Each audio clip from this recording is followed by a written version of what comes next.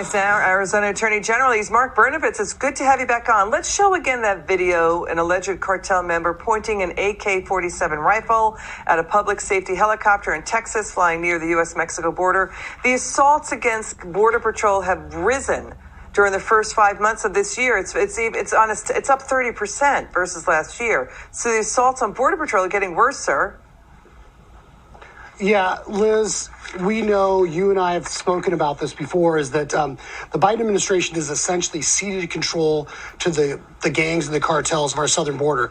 And as a result of that, we have seen the power of the cartels rise and, quite frankly, the hubris and the brazenness of the cartels rise. And so it's not just about endangering the life of Border Patrol, but even local communities here in Arizona. In Cochise County, we're seeing half a dozen pursuits, high-speed pursuits a day. We've seen a dramatic increase in pursuits in places like Pinell County, which are just north of the border. And so the cartels are endangering the lives of everyone here in America. And we're seeing essentially now 80% of the country's fentanyl supply is flowing through Arizona. So now we've got nearly 200 assaults. I think it's 194 in the first 5 months of this fiscal year versus 149 assaults and attacks on Border Patrol. They're getting everything thrown at them. Rocks, they're getting shot at, on and on. So when you see this happening, when you see that tweet from Gloria Chavez, who's a Border Patrol agent, that the threats every day, and now Title 42 may be lifted by the Biden White House, what happens next? Well, I think the question a lot of hardworking American taxpayers, and as someone that grew up in Arizona, is asking is, what the hell are you doing in Washington, D.C.? Do people not understand the impact their policies are having on hardworking American taxpayers?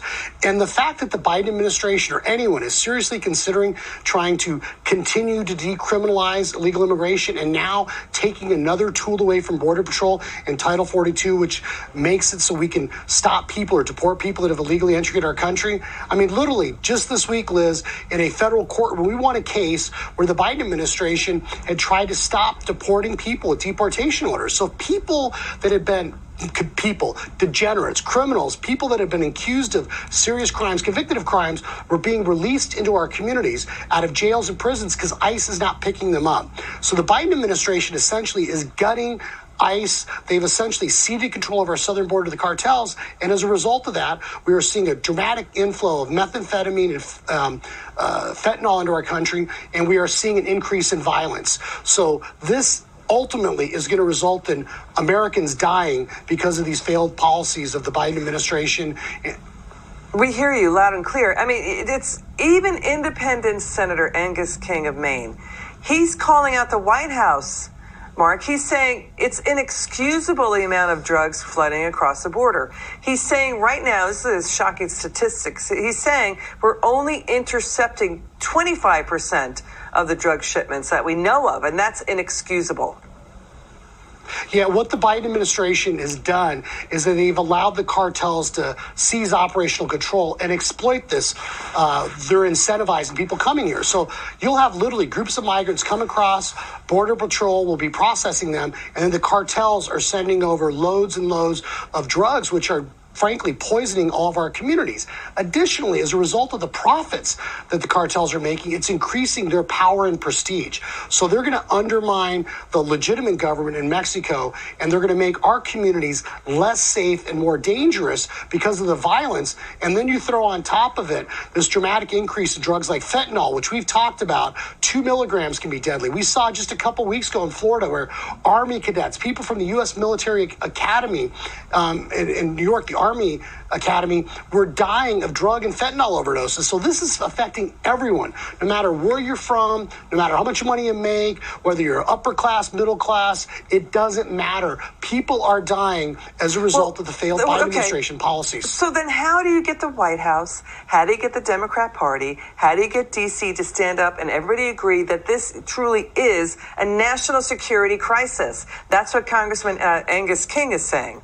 Senator King. It is. Look, this is not going to last just one news cycle. And now this is a multi-generational problem. For example, we have Cartel Kelly, the senator from Arizona.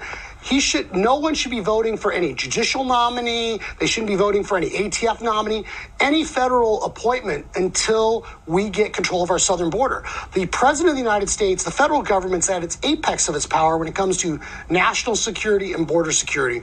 And I will tell you, as someone in law enforcement, Liz, when you hear these stories about people from Iran being arrested, then being released into our community with any sort of notice, without any sort of process of tracking them, right, we are going to be in danger because of this. Got it. Thanks for joining us, sir. It's good to see you. I'm Elizabeth McDonald. You've been watching The Evening Edit on Fox Business.